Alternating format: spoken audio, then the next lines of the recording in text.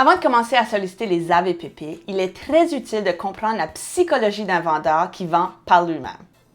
Cette capsule sera une des plus utiles pour toi si tu veux sérieusement développer cette source magnifique de business. Bonjour, je m'appelle Chantal Vaillancourt de Bank Coaching et cette capsule est une mini-formation qui fait en fait partie du module AVPP dans mon nouveau cours en ligne 21 jours pour atteindre 40 transactions par année. Bonne écoute! Il y a quelques années, j'ai inventé un visuel d'une ligne de temps pour un groupe de courtiers. Ça les a vraiment aidés à comprendre que convertir un AVPP, c'est rarement juste fait du premier coup. Il faut s'engager ou se commettre dans un processus à court ou moyen terme pour la plupart des vendeurs. Commençons par voir comment c'est au tout début. Fait que là, on a un vendeur qui plante sa pancarte verte ou une pancarte qu'il a achetée chez Canadian Tire sur son terrain. À ce stade-là, pour la plupart, ils sont très sûrs que leur maison, c'est la plus belle, que leur prix est juste, que ce sont d'excellents vendeurs et négociateurs. Qu'il n'y a personne de mieux placé qu'eux, surtout pas un courtier, pour vendre leur maison. Leur niveau de confiance, au tout début, est vraiment à son plus haut. Oui, le vendeur est fébrile, il est excité, il a hâte de montrer sa belle maison à la foule d'acheteurs qui va débarquer. D'ailleurs, tout le monde qui est venu dans sa maison dans le passé a dit comment sa maison c'était la plus belle puis la mieux bâtie. Comme la vente va bien aller. Mais avec le temps, l'AVPP va recevoir plein d'appels de courtiers immobiliers. Il va aussi avoir des appels d'acheteurs, possiblement même des visites. Il va peut-être faire des visites libres et même des baisses de prix. Maintenant, si les vendeurs ne reçoivent pas d'offres concrètes ou s'ils réalisent qu'ils n'aiment vraiment pas se dealer avec des acheteurs directement ou si les délais du projet commencent à se raccourcir, bien, il risque de devenir découragé ou même paniqué. Fait que sa confiance va commencer à diminuer avec le temps et son doute envers sa méthode de mise en marché va commencer à augmenter. Puis au summum de son découragement, il va y avoir un courtier qui va être à la bonne place au bon moment, puis il va le convaincre de changer de stratégie de vente, puis ce courtier signera un contrat et plantera sa pancarte. Mon but dans cette capsule est de te montrer ce qui se passe entre les deux, puis comment mettre les chances de ton côté que la pancarte du courtier qui sera finalement plantée à la fin de notre ligne de temps est ta face dessus, puis pas celle de ta compétition. Fait que commençons au début, le jour 1. OK, le vendeur plante sa pancarte.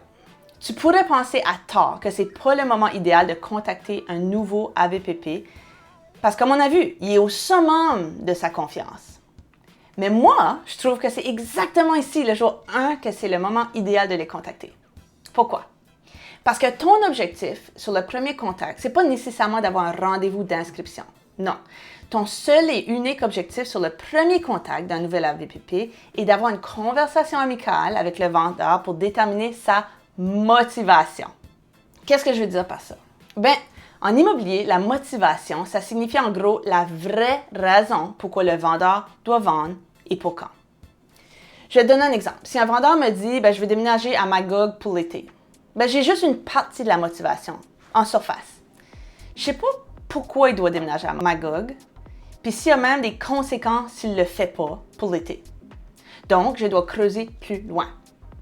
Par contre, s'il me répond « Je veux déménager à Magog parce que si je reste un année de plus dans cette ville bruyante, je vais faire une dépression nerveuse. » Là, j'ai un petit peu plus la source de la motivation, non? Mais je pourrais creuser encore plus loin puis demander s'il y a un spot à Magog en particulier qui les intéresse et pourquoi. Tu vois comment on peut toujours creuser plus loin dans la motivation? Donc, c'est pour ça que j'encourage les courtiers de les appeler tout de suite quand ils mettent leur pancarte. Parce que quand un vendeur n'a pas été contacté par des centaines de courtiers encore, il sera beaucoup plus ouvert à répondre à ce genre de questions. Des questions comme « Si vous vendez, vous allez déménager où? »« Toronto! Intéressant! Puis pourquoi Toronto? »« Changement de job. »« Super! Puis vous devriez être à Toronto pour quand? »« Juin. »« Ah oui? Juin? Je suis curieuse.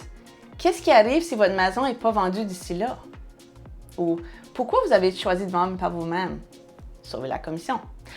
Tant mieux pour vous. Rappelle-toi, c'est juste une conversation amicale à ce stade. Qu'est-ce qu'il faudrait qu'il arrive pour que vous preniez un courtier éventuellement? Bon, tu comprends l'idée. Ici, on fait juste jaser pour comprendre le projet, la motivation, les douleurs s'il ne vend pas, ou le plaisir que la famille va trouver à la réalisation de leur projet de déménagement. Savoir et retourner constamment à la motivation, c'est la clé pour amadouer un AVPP sans argumenter. Pour l'instant, le plus d'informations que tu peux récolter sur ton premier appel, le mieux que ça sera pour toi dans tes contacts futurs. OK, donc, une fois que tu as déterminé le projet, puis que tu as posé toutes les questions possibles sans irriter le vendeur, tu peux lui dire que tu aimerais être sa ressource immobilière du quartier, puis lui souhaiter bonne chance dans sa vente. Tu peux le féliciter même à ce stade de sa belle mise en marché. Puis crois-moi, le propriétaire sera surpris que tu n'essaies pas d'obtenir son inscription à tout prix. Déjà là, tu vas commencer à te démarquer de tous les autres appels qu'il va recevoir. Toi, ça va t'enlever une grosse pression, mais tu auras toute l'information critique que tu auras besoin pour tes appels de suivi, puis le vendeur aura moins peur de jaser avec toi dans le futur. Fait que maintenant, plusieurs courtiers pensent à tort que les AVPP sont méchants. Mais par expérience, la très grande majorité des AVPP sont des gens comme toi et moi. Ils sont super gentils, mais peut-être un peu sur la défensive, surtout s'ils se sont fait insulter à répétition par des courtiers maladroits et mal formés en vente. Mais tu vas voir qu'avec cette approche, ils seront gentils et polis avec toi. Si tu les insultes pas, tu les encourages dans la vente, tu mets pas de grosse pression sur eux, puis tu es là pour eux, au besoin, comme une ressource, c'est pas merveilleux? Déjà là, c'est plus facile de faire des appels d'AVPP si tu t'enlèves toute la pression sur tes épaules d'obtenir absolument un rendez-vous. Ton seul objectif, celui de connaître la motivation du vendeur, sera atteint et tu pourras déjà te donner une bonne tape sur l'épaule. Inscris tout ça dans ton CRM ou dans tes notes, tout ce que tu peux retenir de la conversation. Le but de la vente, la destination puis l'échéancier du déménagement. Parce que cette information sera critique pour le contact numéro 2. OK, maintenant on va passer à l'étape 2 sur notre ligne de temps. C'est le premier appel de suivi. Ça pourrait être par téléphone ou même en personne. Puis en passant en personne, c'est plus puissant. Mais je sais que c'est pas toujours possible. Le deuxième contact pourrait être après une semaine ou 2 après le premier contact, mais pas plus. On veut pas que le vendeur nous oublie ou pire, qu'il signe avec un autre courtier en les appelle.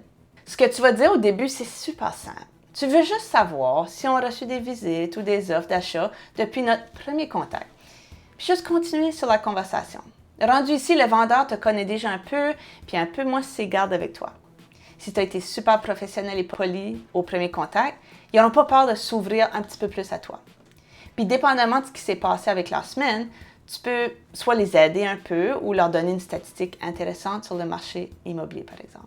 Dans les notes que j'ai fournies en bas du vidéo, tu trouveras quelques différents exemples de dialogues que tu peux avoir durant un appel de suivi. Puis commence toujours par revenir à la motivation. Fait que bonjour Monsieur Tremblay, j'appelais pour savoir si vous déménagez toujours à Toronto pour l'été. Oui?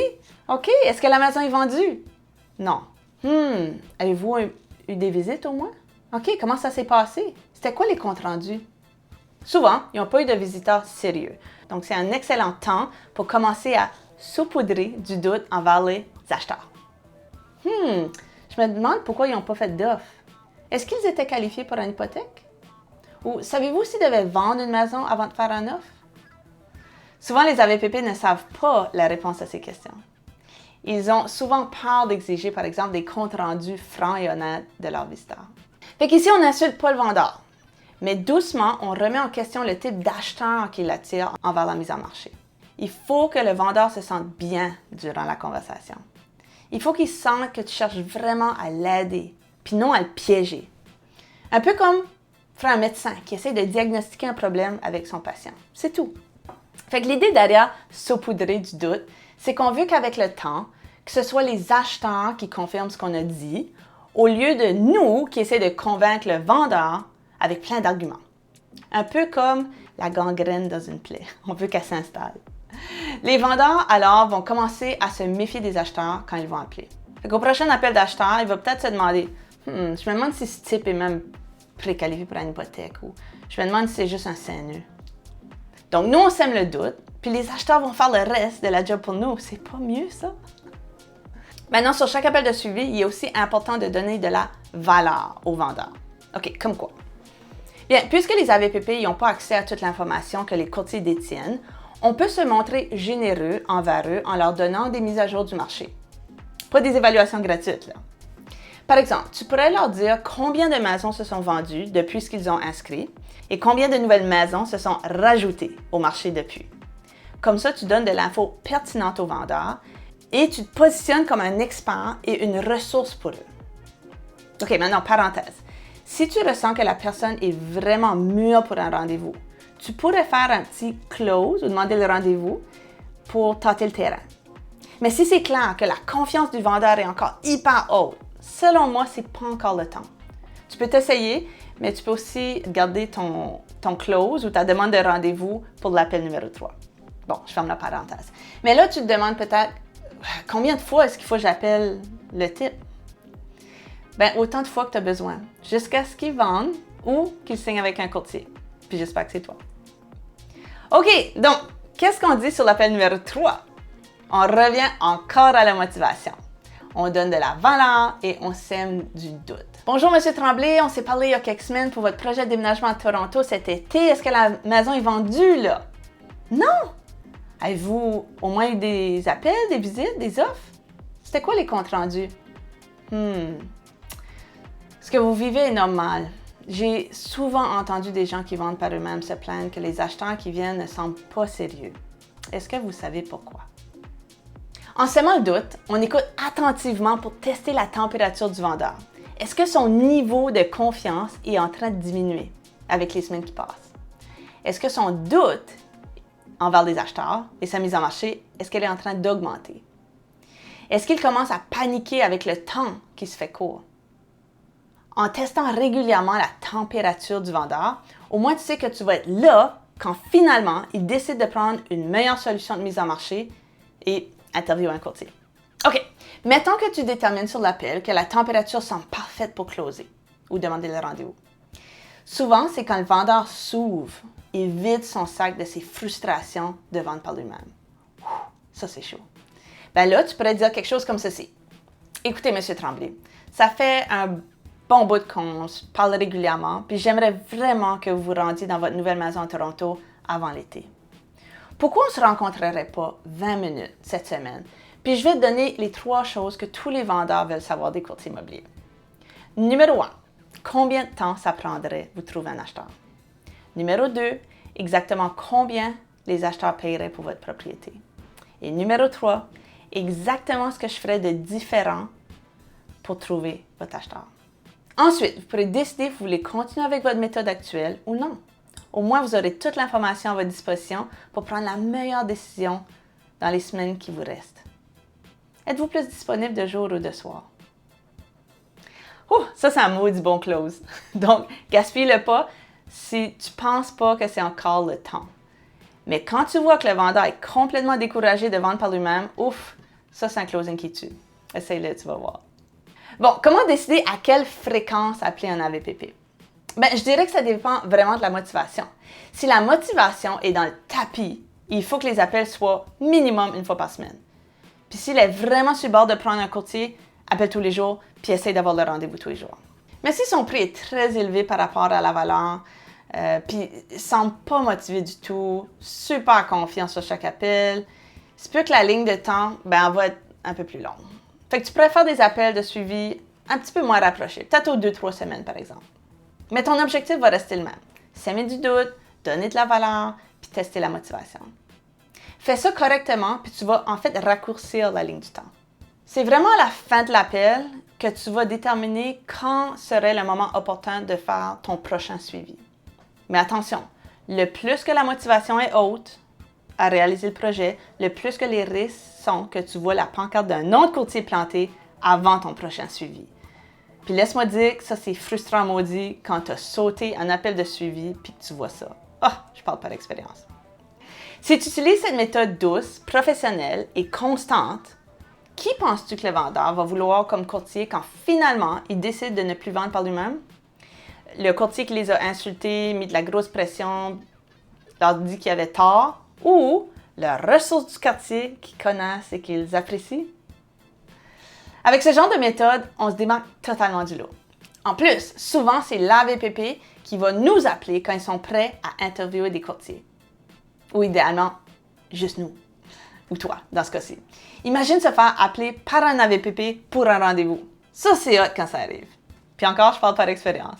OK, maintenant que tu connais la psychologie d'un AVPP, puis que tu as vu son évolution sur une ligne de temps, tu es prêt à te lancer. Devenir bon à amadouer des AVPP sans argumenter, c'est un art. Il faut pratiquer, il faut se planter, puis il faut persévérer. Je suis sûre qu'avec le temps et en utilisant cette méthode, tu vas devenir habile avec cette excellente source d'inscription.